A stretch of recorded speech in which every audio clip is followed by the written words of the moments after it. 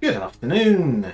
How are we doing? It's Monday, so it's me streaming at the time I actually say I'm going to be streaming. No, wait, that's not actually true. The right day I say I'm going to be streaming. It's still later than what's officially on my thingamajig in terms of schedule. So I'll probably adjust that at some point because 1 p.m. is a little bit more convenient regarding not overlapping with other streamers I know. So who knows? Who knows? Who knows? Might change that, might not. So what's going on with me? Well, the temperature has changed a bit. Last week and the weekend was absolutely freezing. In fact, it was less than freezing. It was like -2 or something like that. It is a little bit warmer today, which is nice. But we did have Friday. We had some snow. That was cool. You know, like a little flurry of snow. But in a childish glee kind of way, it's still nice to have snow. I go wrong with that. Yeah, we will see what it is like down here. Back when we lived in Scotland, if it snowed, it was like a biblical event. It was generally quite ridiculous. But we'll see. We'll see what happens. I don't think we're meant to have any snow for a little while, but we'll see. You know, England is England. England will do whatever the hell it likes with weather. It is completely unpredictable in that sense. So how am I doing? A little under the weather, not gonna lie. There's some sort of lurg going around. It's not COVID, or so saith the antigen tests, for which I am very, very relieved. Because one, I don't want to get COVID again, because that sucks. Secondly, it causes big old headaches with regards to childcare and stuff like that. And also, as I'll touch on in just a second, I mean, at Saturday I was at Dragonmeet. So if it turns out that I have COVID or had COVID and tested negative prior to it, that would really suck if I went and met loads of awesome people and then it turned out I had COVID. But according to the antigen test, I don't. It's just some general winter lurg, so I will stoically plow on through that. What else? Well, on the annoying health front, our bloody cat has fleas, which is annoying. He's not had fleas for ages. He's generally, I mean, he's an indoor cat. When we had two other cats, they frequently got fleas, but Marmaduke generally doesn't. But yeah, little sod's got fleas, which in a sense is kind of a good thing. He's been out of sorts for the last kind of week or so, keeping to himself, not eating a huge amount, and staying on the dining room table, you know, rather than just wandering around the house. So we were worried it was something scarier. To get kind of very deep for a second on serious topics, though, about 5 years ago, he had a brain tumour that was really, really bad, and his behaviour was understandably really out of sorts leading up to that.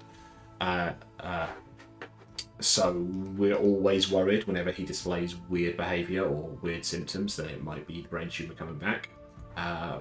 But no, it looks like he's just got fleas. So we have ordered the things, spot-on treatments, and indirect spray to spray the hell out of everything that is not alive. And hopefully that will be fine, and he'll be back to his normal chipper self. Fleas just a pain in the ass. They really are. I mean, the one relief on that one, other than the fact that it suggests that maybe it's nothing seriously wrong with him, is that our house doesn't have a huge amount of carpet in it. Like the stairs and upstairs hallway are carpeted, but other than that, it's hard floors. So that means in terms of things I have to spray when a cat gets fleas, it is not as bad as it could be. Years and years ago, I had a flat and everything was carpeted. It was one of those houses where even like the bathroom was carpeted. I don't know why some people carpet bathrooms, but they did.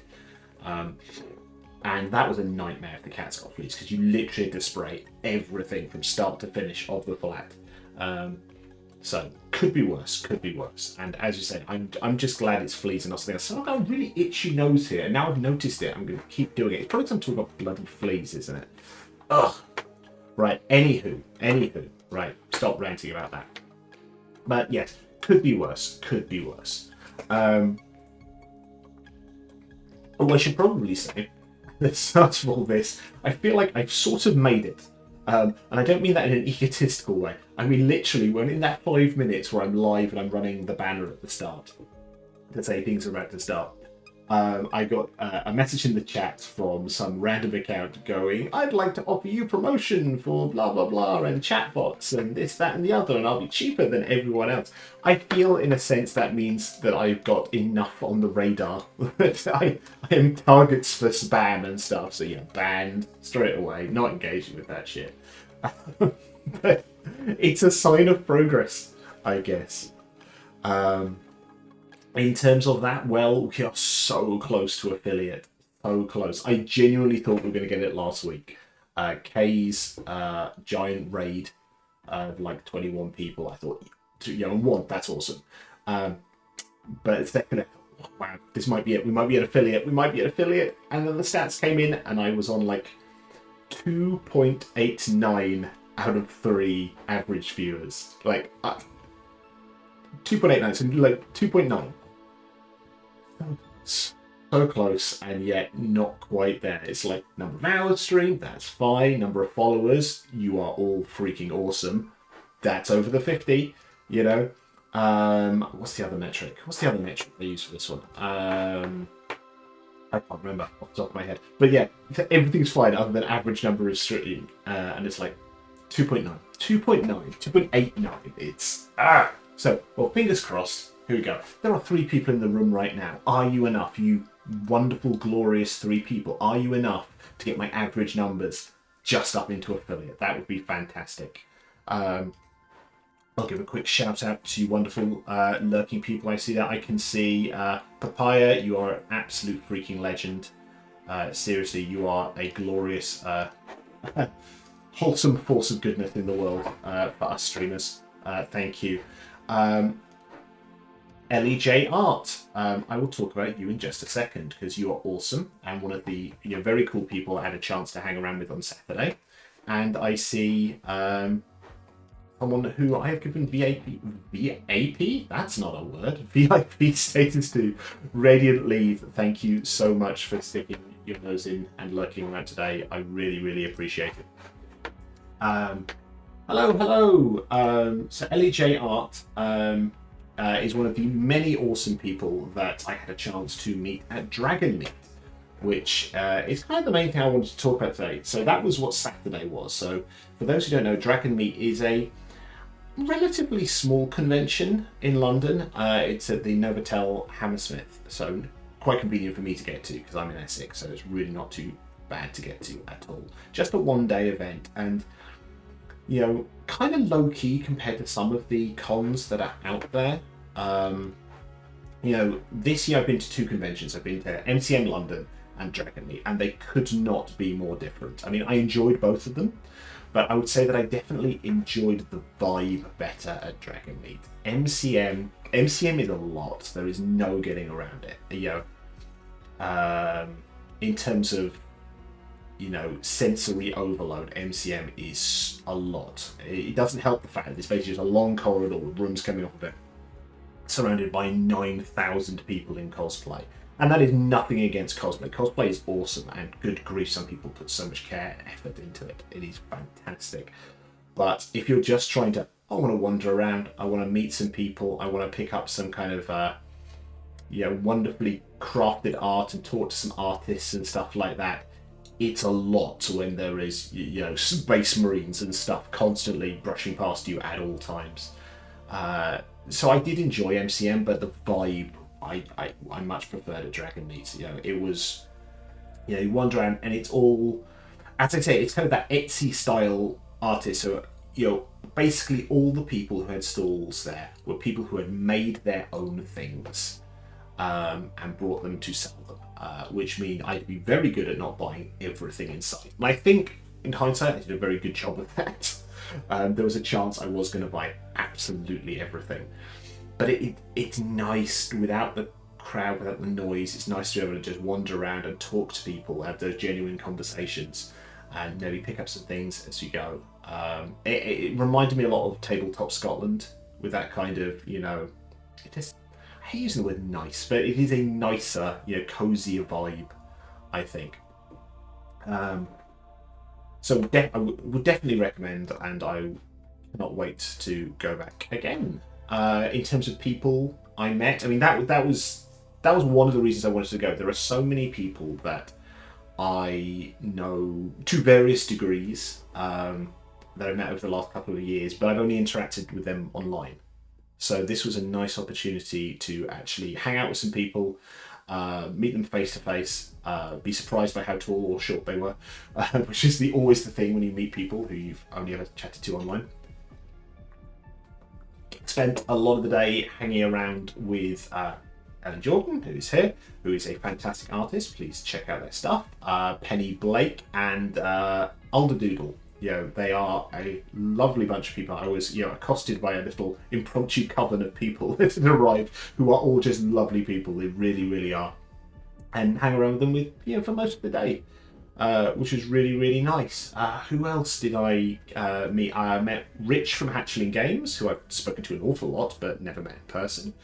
Saw Rory from Montfort Games again, which was cool. Josh, Art of Arklin, who makes very, very pretty stuff. Seriously. And he's had a rough time. He was telling us, I did know about this, but he was telling us the story of he got hacked recently. So, that's put a lot of his work, it's really, really set him back. But he has got wonderful merch, which frankly he undercharges for. So check out Art of Arkman's stuff there. The folks at Rune Fable make very, very pretty dice and other things. And oh, good grief, the dice. The dice. They say, you can never have too many dice.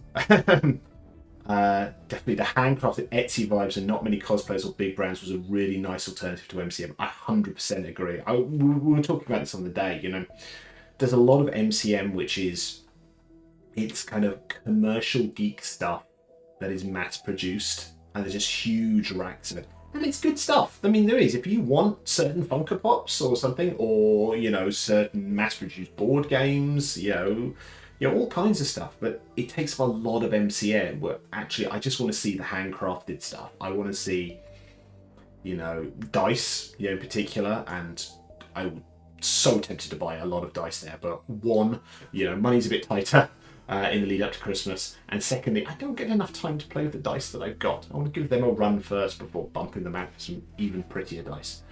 Handcrafted leather things, artwork, obviously.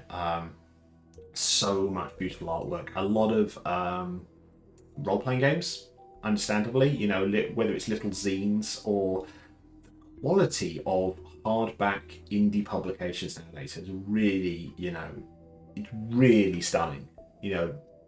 It's so nice that actually, through the internet, people are able to reach out and find, people who can do, I can do a hardbound this, I can do a leather bound that.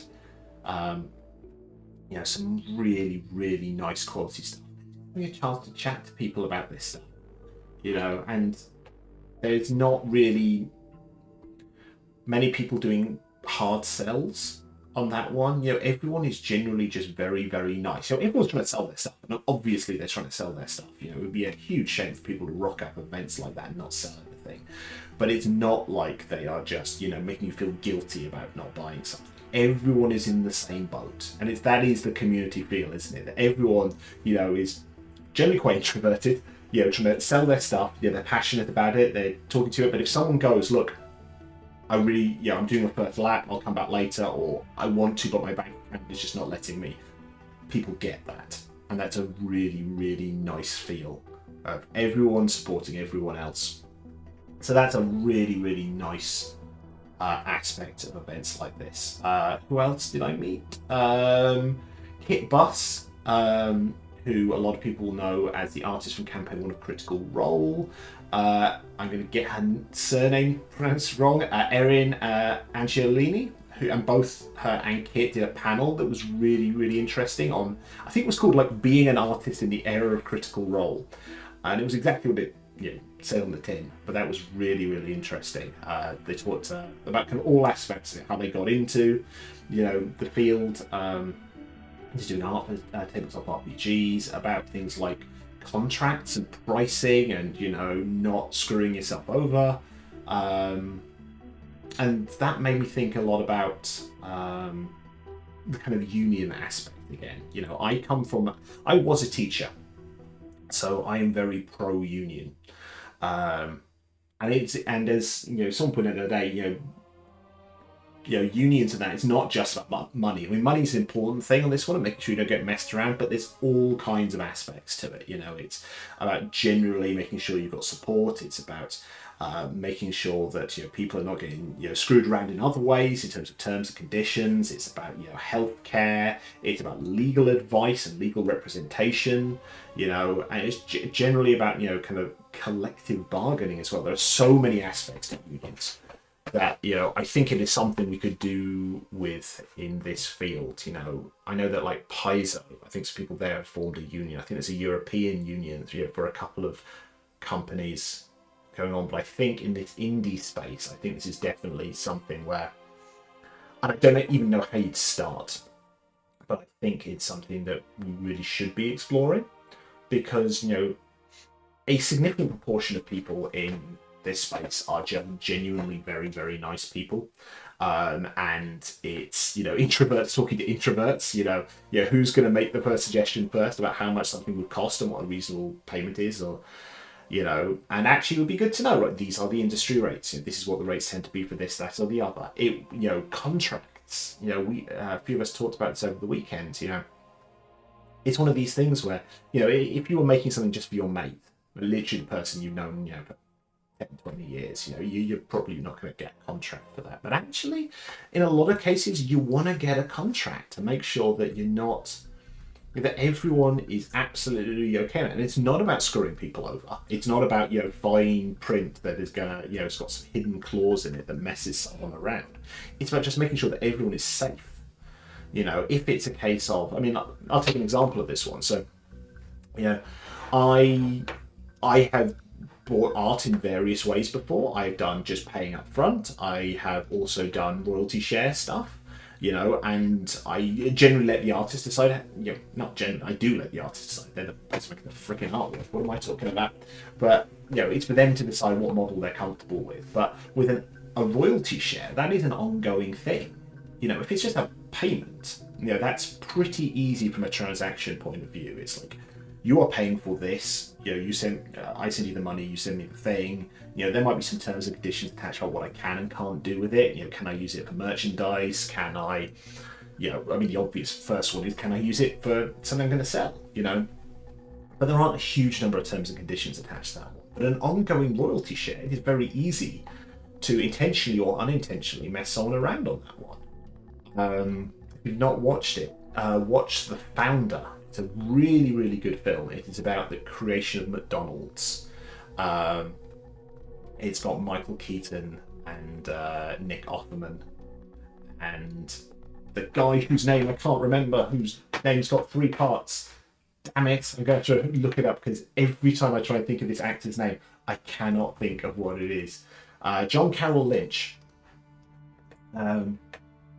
And it's really, really interesting. But, you know, spoiler on this one, they do get screwed around on a deal like this. It's like a handshake deal rather than being in writing, and they get messed around on it. So it's really important that there are mechanism and contracts and stuff in place to make sure that we're all supported and we're all, you know, doing the right thing. But the fact is, not many of us are lawyers. Not many of us can afford to go to legal representation, you know. So actually, if there were a union or a body who said, look, this is a standard contract, you know, that a writer or a small publisher could use for getting an artist for hire for something, you know, and a kind of a mix and match. I'll have one of those or one of those or one of those. I'll have a, you know, a 5% royalty share and a, you know, £100 upfront payment, you know, and some standard terms attached to it. That would be wonderful. It would be really, really nice for just supporting creators out there, because most of us are not trying to screw each other over. We just want to make sure everyone is safe, everyone's happy, and everyone's secure. Because, you know, for some of us it's a side hustle. Some of it, you know, some people have given up, you know, day jobs to to make this their day job, and it's really important that this is done safely on this one. That's what we got from Odd Please. My ex was a streamer and started an actual play with a bunch of friends on a channel that had been specifically for actual play shows amongst these friends. The person who set up the channel, who was considered a friend, who we'd stayed with, who we'd known for years, spontaneously decided to change the pay scales to diversify the projects that were going on. And it was the right decision for the channel, but it involved changing how 5 people were paid with no discussion. Perfect example. Perfect example. You know, in a sense, it's absolutely the correct business decision.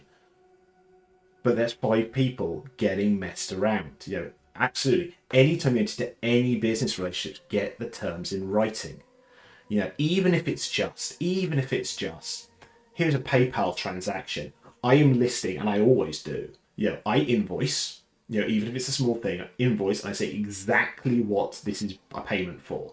This is a payment for this, this, and this. You know, for example, if I was selling something on, I don't know, Facebook Marketplace, you know, unless they're coming to my door, you know, but if I've sold board games on Facebook Marketplace, for example, I always make sure I go, this is what it is, as per our messages, this is the agreed price, this is the agreed packaging, these are the photos, and you've confirmed you're happy with the quality of this. It's like, document, get it in writing, because, you know, 99% of the time you're fine, but just take the 1% when you get absolutely screwed over, that you regret not having covered your ass on this one. So perfect example, and I'm sorry that that's what happened to your ex. I mean, that's really, really rough.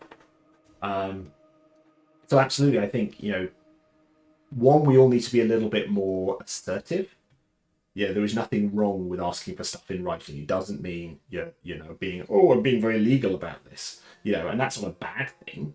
It's, you know, it's just about covering yourself. But also, I think it would be really good if there were some central body who could support, especially internationally. You know, the fact is, you know, a lot of the time, because of the internet, it is, you know, someone in the UK commissioning something from, you know, someone in Portugal, you know, and who's going to sell something in the US, you know.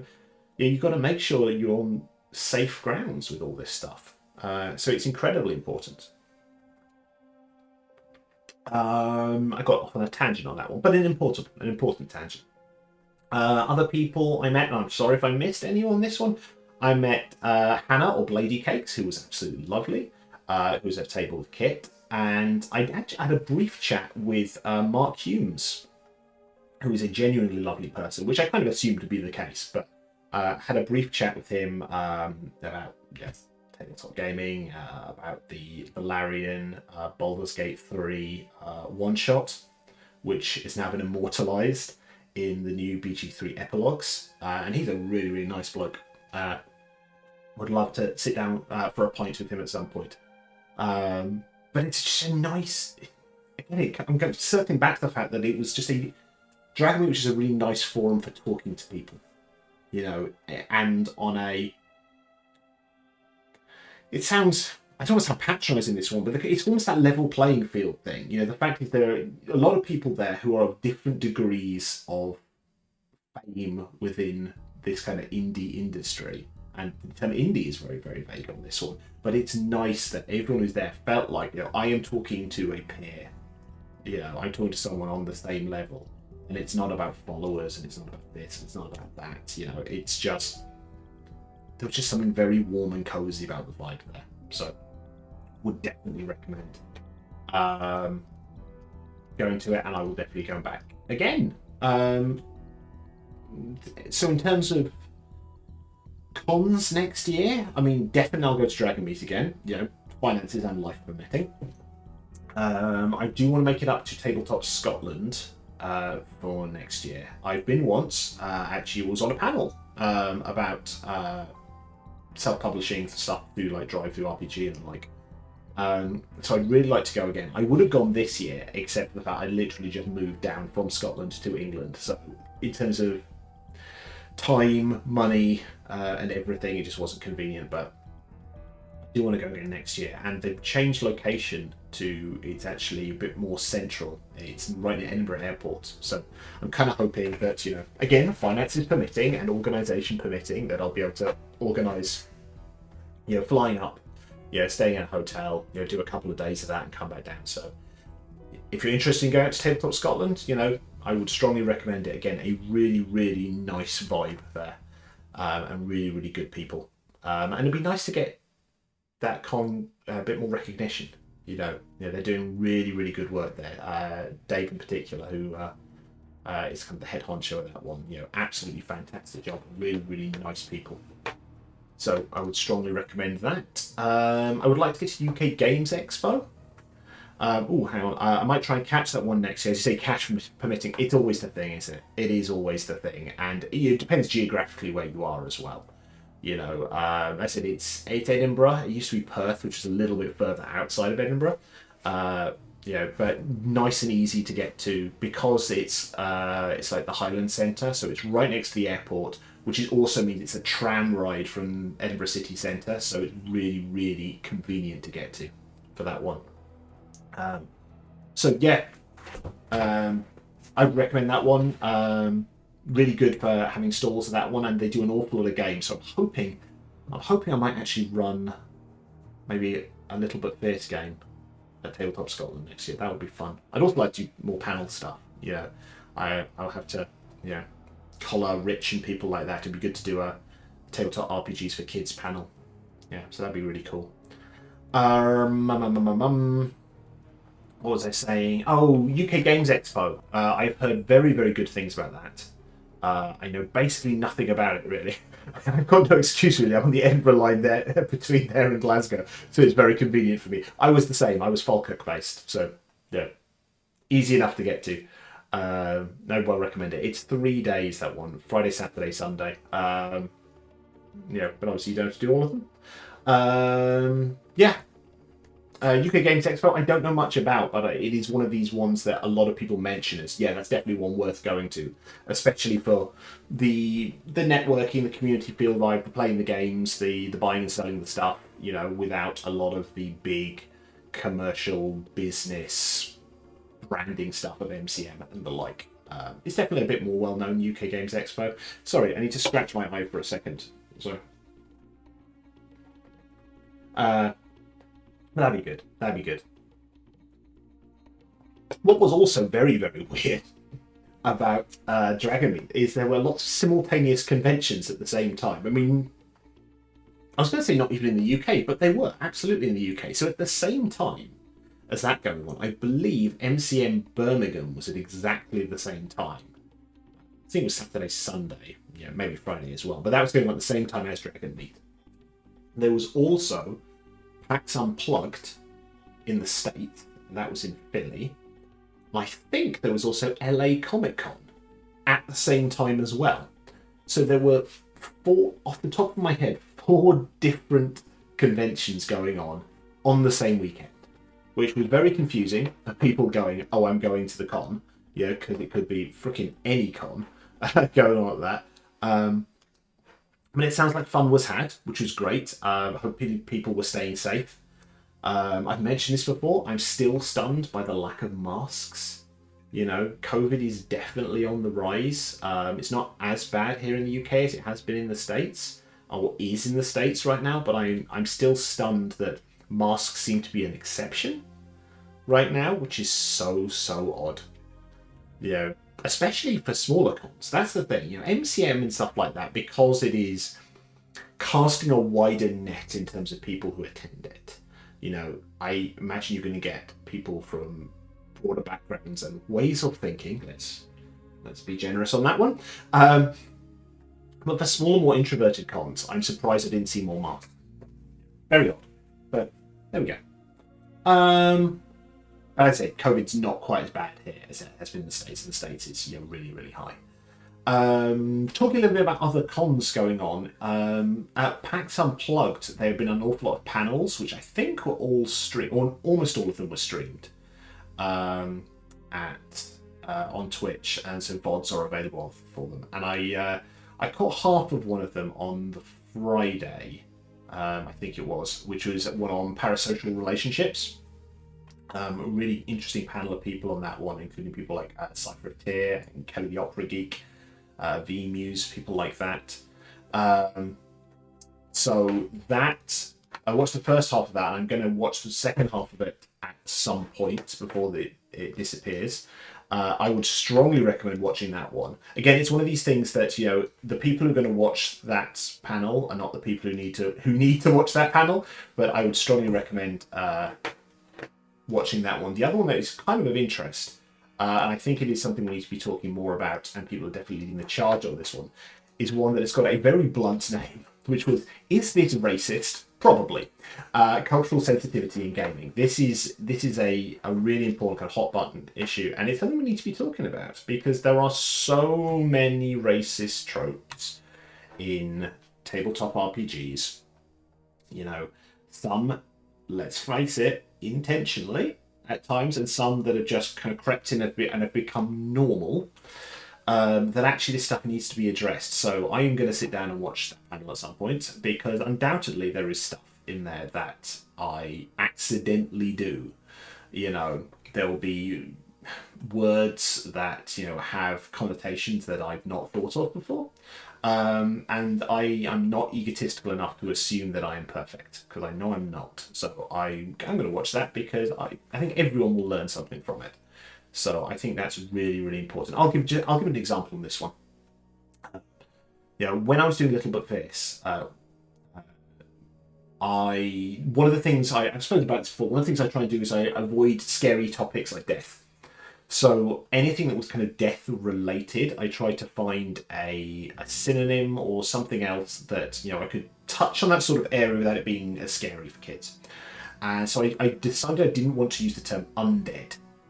I still would have skeletons and stuff if you wanted to have them, but I didn't want to use the term undead because it's attached to all of this, you know. And I eventually settled on the Lost, which I don't think is perfect, but it'll do. But I was going through my head of kind of Halloween type phrases of, you know, things that could be used to describe that category of, you know, mummies and zombies and stuff like that. That was not undead. And for a second, I thought I cracked something on this one. And I was thinking, well, let's, you know, think about things that are spooky. So I was going to call them spooks. And then, you know, I thought one of these, I'm going to ask, is there any connotations to this one? I was told very quickly, yeah, there is. You know, it is a racially insensitive term in certain areas, you know, not in other parts of the world, but it is very loaded in terms of, you know, racial connotations in certain countries. So immediately, you know, I said, right, okay, thank you very much for that. Really useful feedback. I'm not going to use it. I will find something else, and I use the Lost instead. And this is one of these things because, you know, none of us have complete information.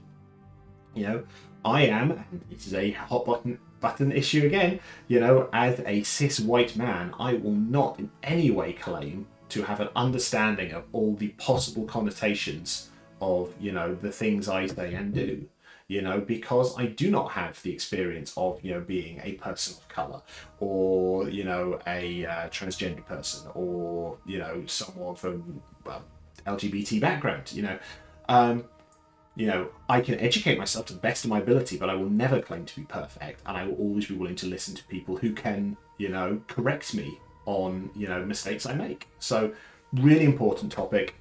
So I would encourage people to watch and have a listen to that one. So yeah, you know, it's been a busy old weekend.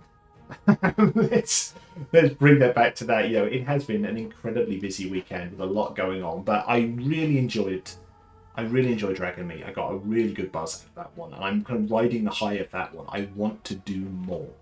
I want to attend more cons. I want to talk to more people.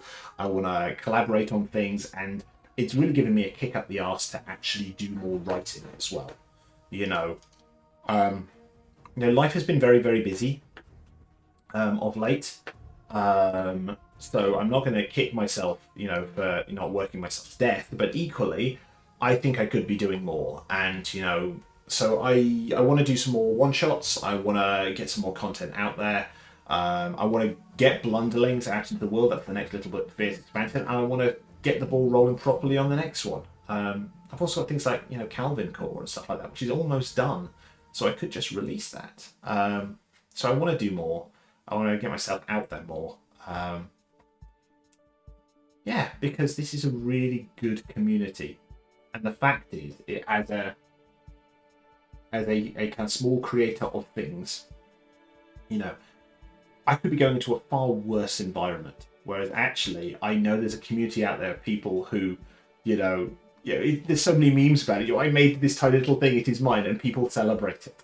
It's really, really nice. I had a really nice moment when I met Kit and Lady Cakes. That actually, I was talking to Kit about commissions, because when I do the hardback edition of Little But Fierce, I'd like to have some alternate covers. So I'm talking to various artists about maybe having a variety of different alternate covers or something similar in that space. So I thought, well, I'll just ask. Is she taking commissions? How much does she charge? I gave them my card, and both of them recognised my name.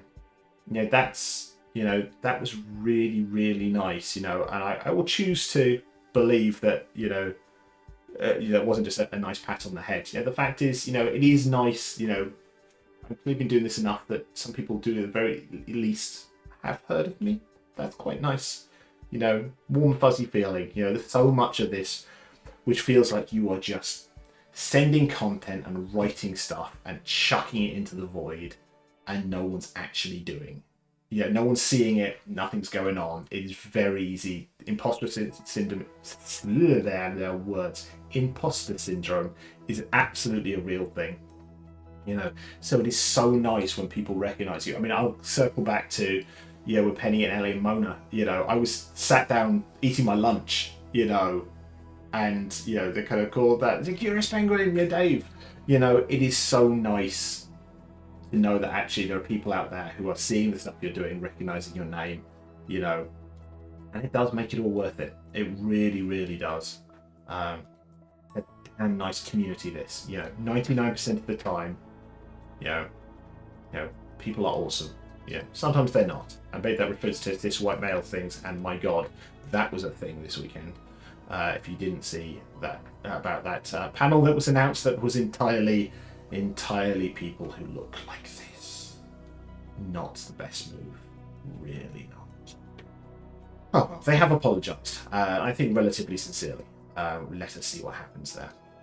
Okie doke, let's wrap this up. So what's going on? I will probably do at least one lunchtime stream this week. Life, day job permitting. I'm going to do something on Wednesday. I've decided to take Wednesday off. So a couple of days of leave left to use, and I want to recharge the batteries a bit from my day job, and also I would like to just get on with some stuff. I'll probably do some writing. I might do another Tomb Raider stream, so I might be able to do a longer stream during the day when I don't have to worry about potentially waking up a sleeping toddler, as has been the case when I've streamed in the evening. So I'll probably do something to be confirmed on Wednesday during probably most of the afternoon. We shall see. What else is going on? I've got Patreon, I've got Ko-Fi, DC Bradshaw RPG. Anything that goes to my Ko-Fi goes towards the creators directory. If you are a tabletop RPG creator out there of any kind, writer, artist, voice artist, convention organizer, streamer, please sign up. It's absolutely free, and you can create a profile so that people can get in contact with you. If they're looking for someone and you tick all the right boxes, they can filter down based on various tags and diversity and skill sets to find the person they want to work with for a particular project. So sign up for that, and if you want to chuck me a couple of quid to keep the website up, that's grand, but otherwise I do it for the love. I don't do it to make money out of it. So what else? That's about it, to be honest. I'm running out of steam here, so let's have a look, see what's going on. Is anyone that I follow streaming right now? No, so I don't think we are doing a raid today, which is okay. Thank you very much for showing up. Fingers crossed that you wonderful people are the people that take me over the top to affiliate. If you are, God bless you. Thank you so much. You are just awesome people, and I really, really appreciate you and everything you do. And if there's any way I can ever return the favour, please don't hesitate to ask, because I love you all. You're fantastic. All right. Have a wonderful Monday. Take care of yourselves. Let's speak soon.